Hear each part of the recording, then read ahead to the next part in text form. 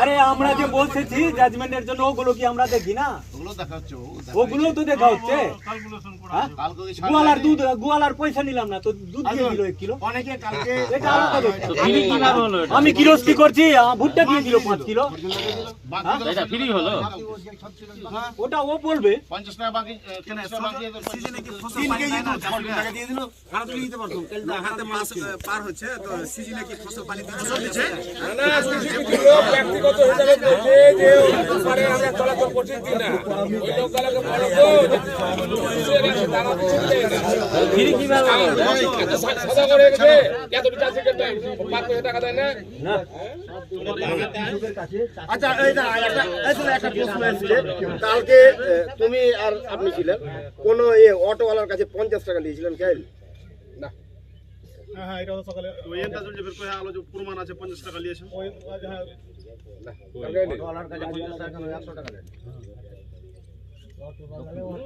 ওর লোক টোটো বলে 5-6 টাকা 7টা প্যাসেঞ্জার ছিল। আচ্ছা গেল অটো নিয়ে এলো 50 টাকা দিয়ে তিনটা প্যাসেঞ্জার ছিল আপ ডাউন করে ও নিজের মনে ওকে যে বলা হলো ও দিয়ে দিল। একটা জিনিস খালি একটা জিনিস বলে দিই উদাহরণ বেশি বলে লাভ নাই এবার ফরজন ভাই কি ডিসিশন নেওয়ার উপর ব্যাপার কারণ আমরা চাপিয়ে দেবো না ফরজন ভাইকে 10 টাকা 20 টাকা দিয়ে ফিরে দেবে কাল আমার সামনে ফরজন ভাইকে 10 টাকা দিয়ে এই 5 টাকা নিয়ে যাও ঘুরিয়ে দিই আমার সামনে দেখি এটা আলোচনা হবে না এটা ব্যাপারটা কি জানেন বলে দিলাম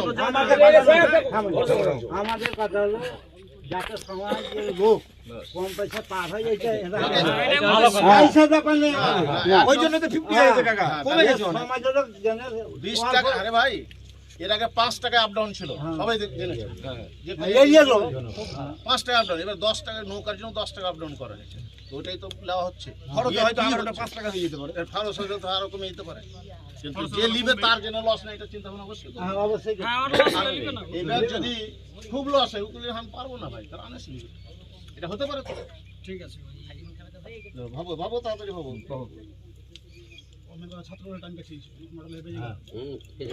অনেক ছাত্র দাঁড়িয়ে আছে